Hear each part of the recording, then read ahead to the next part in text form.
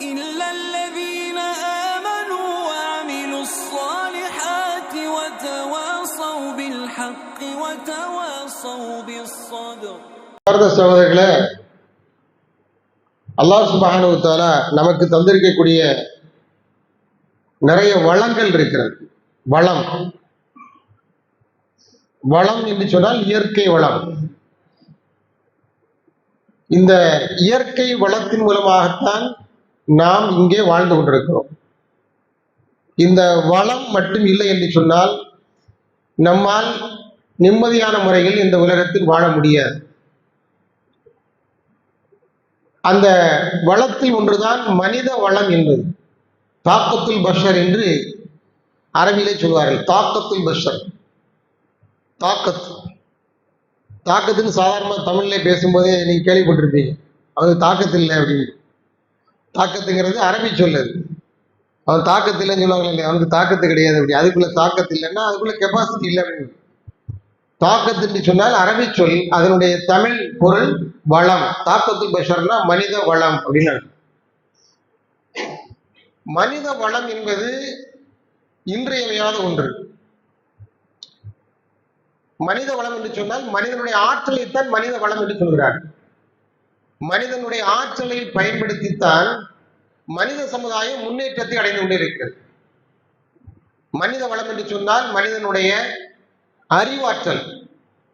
அறிவாற்றல் என்பது மனித வளத்தில் முதல் இடத்தில் இருக்கக்கூடிய மிகப்பெரிய ஒரு பேராற்றலாகும். அறிவாற்றல் என்பது மிகப்பெரிய பேராற்றல். அடுத்து உடல் வலிமை. உடல் வலிமை என்பது ஒரு வளம். அறிவாற்றல் என்பது ஒரு மனித வளம். உடல் வலிமை என்பதும் ஒரு மனித வளம். மன வலிமை என்பதும் ஒரு மனித வளம். இவ்வாறு பல வளங்களால் நாம் இந்த உலகத்தில் வாழ்ந்து கொண்டிருக்கிறோம். அதாவது அறிவு பலம், உடல் பலம், அதே போல மனித பலம், இந்த மனபலம். மனம், அறிவு, உடல், இந்த மூன்றும் வலிமையாக இருந்தால் மட்டும்தான், இந்த வலிமைகளை கொண்டுதான் நாம் இந்த உலகத்தில் ஜீவிக்க முடியும், வாழ முடியும். இந்த மூன்றில் எந்த ஒன்று குறைந்தாலும், மன வலிமை குறைந்தாலும், உடல் வலிமை குறைந்தாலும், அல்லது மூளை வலிமை குறைந்தாலும் நம்மால் இந்த உலகத்தில் சரியான முறையில் வாழ முடியாது, பயணிக்க முடியாது. மூளையற்றவர்களை கொண்டு, அறிவாற்றல் இல்லாதவர்களை கொண்டு, அறிவிலிகளை கொண்டு, முட்டாள்களை கொண்டு இந்த உலகத்தை இயக்க முடியுமா? நடத்த முடியாது.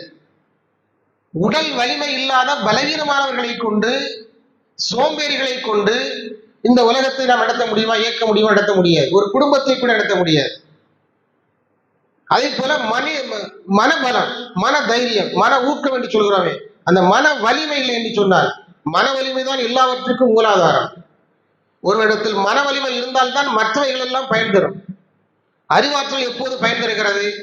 உடல் வலிமை எப்போது பயன் தருகிறது என்று சொன்னால், மன வலிமை இருந்தால் மட்டும்தான் அது பயன் தரும். மன வலிமை ஒருத்தனை இல்லை, மன தைரியமே கிடையாது. வெறுமன ஸ்டீல் பாடி வச்சிருந்து என்ன செய்யறது? ஒர்க் அவுட் பண்றான், ஸ்டீல் பாடியா வச்சிருக்கிறான், ஜிம்முக்கு போறான், உடல்லாம் கட்டா வச்சிருக்கான், உடல் கட்டோடு இருக்கிறான். ஆனால் மன வலிமை இல்லை. மன வலிமை இல்லாத உடல் வலிமை பயன் தராது. மன வலிமை இல்லாத அறிவு வலிமை பயன் தராது.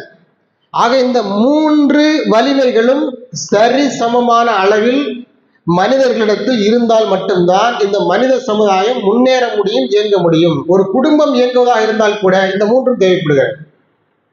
குடும்ப தலைவனிடத்தில், அந்த குடும்பத்தை பொறுப்பேற்று நடத்தக்கூடிய குடும்ப தலைவன் இருக்கிறாரே, அவனிடத்தில் இந்த மூன்று வலிமைகளும் இருந்தாக வேண்டும். எப்போது உழைக்க முடியும் என்று சொன்னால், அவனிடத்தில் உடல் வலிமை இருந்தால் மட்டும்தான் உழைக்க முடியும். உடல் வலிமை இல்லை என்று சொன்னால் உழைக்க முடியாது, அந்த குடும்பத்தை காப்பாற்ற முடியாது. அறிவு பலம் இருக்கிறது. அறிவு பலம் இருந்தால் மட்டும்தான், அறிவாற்றல் இருந்தால் மட்டும்தான் எப்படி உழைப்பது, எப்படி வருமானத்தை ஈட்டுவது, அந்த ஈட்டிய வருமானத்தை எப்படி சேமிப்பது, சேமித்த வருமானத்தை கொண்டு எப்படி குடும்பத்தை நடத்துவது என்று திட்டமிட முடியும். அறிவாற்றல் என்று சொன்னால் அவனால் குடும்பத்தை சரியான முறையில் நடத்த முடியாது, நிர்வகிக்க முடியாது.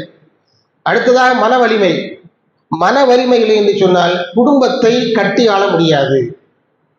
மன வலிமை என்பதுதான் ஒரு குடும்ப தலைவனுக்கு மிகப்பெரிய ஆதாரம், ஒரு மிகப்பெரிய வலிமை.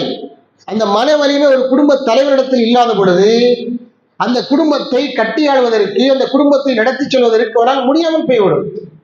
தோற்று போய் விடுவான், ஏமாந்து விடுவான், ஏமாற்றப்பட்டு விடுவான். தைரியம் இல்லாத குடும்ப தலைவர்களால் குடும்பத்தை சரியான முறையில் நடத்த முடியாது. அந்த இடத்துல வேறு யாராவது வந்து உட்காருவாங்க, அந்த குடும்பத்தை இல்லாம ஆக்கிடுவாங்க. இதுதான் யதார்த்தம். ஆக இந்த மனித வளங்களை கொண்டுதான் இந்த மனித சமுதாயம் இயங்கிக் கொண்டிருக்கிறது. சொல்ல புரிஞ்சுதா? 3 முக்கியமான வலிமை இருக்கிறது. இந்த 3 முக்கியமான வலிமைகள் மனிதனுடைய ஆதாரங்கள். இதைத்தான் மனித வளங்கள் என்று சொல்கிறார்கள். இந்த மனித வளங்கள் இல்லை என்று சொன்னால் சரியான முறையில் இயங்க முடியாது. இதில் அல்லாஹ் சுப்ஹானஹு வ தஆலா சில பேருக்கு இதை கூடுதலாக கொடுத்திருப்பான், சில பேருக்கு இதை அல்லாஹ் கூடுதலாக கொடுத்திருப்பான். யாருக்கு கூடுதலாக கொடுத்திருப்பான் தெரியுமா? மனதைரியம், உடல் வலிமை, அறிவு பலம். இந்த 3ம் யாருக்கு கூடுதலா இருக்கு தெரியுமா? அல்லாஹ் குர்ஆன்ல சொல்றான், அல்லாஹுல்லதீ ஹலகக்கும் மின் லுஃபின் சும்ம ஜஅல மின் பஅதி லுஃபின் குவத்தன் சும்ம ஜஅல மின் பஅதி குவத்தின் லுஃபன் வஷைபா யஹ்லுகு மா யஷா என்று குர்ஆன்ல சூரத்துர் ரூம் என்கிற அத்தியாயத்தில் 54வது வசனம். இந்த வசனம் என்ன சொல்கிறது தெரியுமா? அல்லாஹ் உங்களை படைத்திருக்கிறார். அல்லாஹ் உங்களை படைத்திருக்கிறார். எதிலிருந்து படைத்திருக்கிறார் தெரியுமா? பலவீனமான நிலையிலிருந்து படைத்திருக்கிறார். நம்முடைய தோற்றத்தை பற்றி அல்லாஹ் பேசுகிறார். மனித சமுதாயத்தினுடைய தோற்றத்தை பற்றி அல்லாஹ் பேசுகிறார். உருவாக்கத்தை பற்றி பேசுகிறார். நீங்கள் எங்கிருந்து உருவாயிருக்கிறீர்கள்? உங்களுடைய தோற்றம் என்ன தெரியுமா? எங்கிருந்து புறப்பட்டு வந்திருக்கிறீர்கள் தெரியுமா? பலவீனமான நிலையிலிருந்து வந்திருக்கிறீர்கள். அர்த்தம் குழந்தை பருவத்திலிருந்து வர்றோம். குழந்தை பருவத்தை தான் அல்லாஹ் சுப்ஹானஹு வ தஆலா பலவீனமான பருவம் என்று சொல்கிறார். அல்லாஹுல்லதீ ஹலகக்கும் மின் லுஃபின், அந்த அல்லாஹ் எப்படிப்பட்டவன் என்றால் உங்களை பலவீனமான நிலையிலிருந்து படைத்திருக்கிறான். அதாவது குழந்தை பருவத்திலிருந்து படைத்திருக்கிறான். குழந்தையால என்ன பண்ண முடியும்? குழந்தையால ஒண்ணுமே பண்ண முடியாது. அறிவு பலம் இருக்காது, மனபலம் இருக்காது, உடல் வலிமை இருக்காது. நாம் இப்ப பேசின 3 வளங்களுமே அந்த குழந்தை இடத்துல இருக்காது. ஏன்னா அது பலவீனமான நிலையில் இருக்கிறது. அதை வச்சு ஒண்ணுமே செய்ய முடியாது. குழந்தையை வச்சு ஏதாவது சாதிக்க முடியுமா? குழந்தையை வச்சு ஏதாவது நடத்த முடியுமா? குழந்தையை கொண்டு பொருளீட்ட முடியுமா? குழந்தையை கொண்டு ஒரு குடும்பத்தை நடத்த முடியுமா? குழந்தையை கொண்டு எதையுமே செய்ய முடியாது. குழந்தையை வச்சு கொஞ்சலாம், அவ்வளவுதான். அந்த குழந்தைய நாம தான் கவனிக்குமே தவிர நம்மளை அந்த குழந்தையால கவனிக்க முடியாது, இல்லையா? அதுதான் குழந்தை பருவம், பலவீனமான பருவம் முடியும். அதற்கடுத்து ஒரு பருவம் வருகிறது. அந்த குழந்தை வளர்ந்து ஆளாகி அது உருவாகி வளர்ந்து வருகிறது, எல்லா விதமான பக்குவத்தையும் பெறுகிறது. அதை பற்றி அல்லாஹ் சொல்லுகிற பொழுது, 2வது நிலையை பற்றி அல்லாஹ் சொல்லுகிற பொழுது, சும்ம ஜஅல மின் பஅதி லுஃபின் குவத்தன், அந்த பலவீனமான நிலைக்கு பிறகு வலிமை வாய்ந்த ஒரு நிலையை அல்லாஹ் ஏற்படுத்தி தருகிறான். அதுதான் இளமை பருவம் அப்படிங்கிறது. இளைஞர்களுடைய இளமை பருவம் அப்படிங்கிறது. இந்த இளமை பருவத்தில் தான் எல்லாமே இருக்கிறது. மன வலிமை இருக்கிறது, பாம்பையும் கையில பிடிச்சு விளையாடக்கூடிய அந்த பருவம், தைரியம் உள்ள பருவம். எங்க சாடுவான், ஓடுவான், ஆடுவான், எல்லாம் பண்ணுவான். வயதானவர்களால் செய்ய முடியாத எதையும் அவனால் செய்ய முடியும். அவனுக்கு பயமே இருக்காது. பயம்னா என்னன்னு தெரியாது. அதனால நினைக்கிறாங்க, சிசி கூட்டின பைக்ல வேகமா போயிட்டு இருக்கிறாங்க. எத்தனை விபத்துக்கள் நடக்கிறது, அத்தனை விபத்துக்களை கண்ணால பாக்குறாங்க. பார்த்த பின்னால் அவ்வளவு வேகத்தோட போறானே, எஸ்கட் அடிக்க போறானே, அப்படி போறானே. ஏன் போறான்? ஏன்னா இளங்கன்று பயம் அறியாது. மனசுல பயம் கிடையாது, தைரியம் மட்டும்தான் இருக்குது. மன வலிமை இருக்கிறது. எங்கேயும் முந்து எப்படி வந்துடலாம் அப்படிங்கிற மன வலிமை இருக்கிறது. அதை மன வலிமை என்று முழுமையாக நம்மால் சொல்ல முடியாவிட்டாலும் ஒரு தைரியம் தானே. அது ஒரு வகையான தைரியம் தானே. அது பாராட்டுக்குரிய தைரியமாக இல்லாவிட்டாலும் கூட அது ஒரு தைரியம் தானே, தைரியத்தினுடைய ஒரு வகை தானே. அது எதுக்கு சொல்ல வர்றேன்னா, அந்த பருவம் வலிமையும் தைரியமும் நிறைந்த ஒரு பருவம் என்பதை புரிந்து கொள்ள வேண்டும் என்பதற்காக சொல்ல வர்றேன். அதாவது குழந்தை பருவம், குழந்தை பருவத்திற்கு அடுத்த பருவமாக அல்லாஹ் என்ன சொல்கிறான் என்று சொன்னால், பலம் வாய்ந்த பருவம். பிறகு அல்லாஹ் பலம் வாய்ந்த பருவத்திற்கு உங்களை மாற்றுகிறார். அதுதான் இளைஞர் பருவம். இளைஞர் பருவத்தில் எல்லாமே இருக்கிறது. மூளை வலிமை இருக்கிறது, மூளை வலிமை இருக்கிறது. அந்த இளைஞர்கள் தான் நினைக்கிறாங்க அந்த வயசுல கை நிறைய சம்பாதிக்கிறாங்க. நம்ம எல்லாம் என்ன சம்பாதிச்சுட்டு இருக்கிறோம்? நம்ம பிள்ளைகளை பாருங்க, நம்ம சம்பாதிக்கிறத விட நம்ம பிள்ளைகள் கூடுதலா சம்பாதிக்கிறாங்களா இல்லையா? நாம சம்பாதிக்கிறத விட நம்ம பிள்ளைகள், நான் பெற்றெடுத்த பிள்ளைகள், இளைஞர்கள் கூடுதலா சம்பாதிக்கிறாங்களா இல்லையா?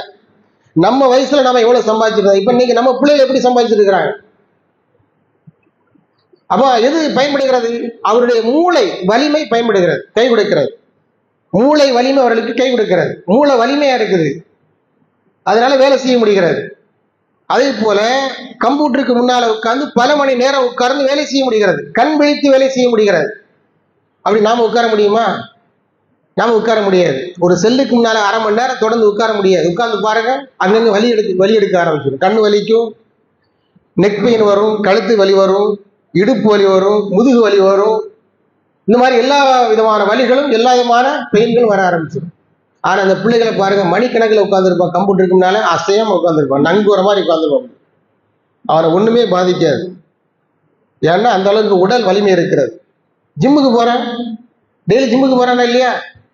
எதுக்கு போறானா இல்லையா? ஜிம்முக்கு போயிடுவான் டெய்லி. ஃபஜ்ர் தொழுகைக்கு வர்றானா இல்லையா? ஜிம்முக்கு போறது கட்டாயம்.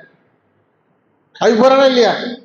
ஃபஜ்ர் தொழுகைக்கு வரமாட்டான். ஆனா அதே டைம்ல அதே நேரத்தில் எழுந்து நினைச்சுவான், விளையாட போறேன்னு சொல்லிட்டு போவான், ஜிம்முக்கு போறேன் அப்படின்னு சொல்லிட்டு போவான். மகரிப் தொழுகைக்கு வரமாட்டான், அந்த சமயத்தில் எங்க போவான்? ஜிம்ல நின்று இருப்பான். இந்த அளவிற்கு உடல் வலிமை உள்ளவர்களாக இளைஞர்கள் இருக்கிறார்கள். ஆக மூளை வலிமை, உடல் வலிமை, மன வலிமை, இந்த மூன்று வலிமைகளும் இருக்கக்கூடிய, ஒருங்கே சேர்ந்து இருக்கக்கூடிய ஒரு பருவம் தான் அந்த இளைஞர் பருவம் அப்படிங்கிறது. அதைத்தான் அல்லாஹ் சுப்ஹானஹு வ தஆலா வலிமை வாய்ந்த பருவம் என்று சொல்றான். இது அல்லாஹ் சொல்லக்கூடியது, நம்ம சொல்லக்கூடியது இல்லை. இளைஞர் பருவம் என்பது வலிமையான பருவம். மூன்று வலிமைகளையும் ஒரு சேர பெற்றிருக்கக்கூடிய ஒரு பருவம் தான் இளமை பருவம், இளைஞர் பருவம் அப்படிங்கிறது. இந்த மூன்று வளங்களும், இந்த மூன்று மனித வளங்களும் அந்த இளமை பருவத்தில் இளைஞரிடத்தில் நிரம்பி காணப்படுகிறது.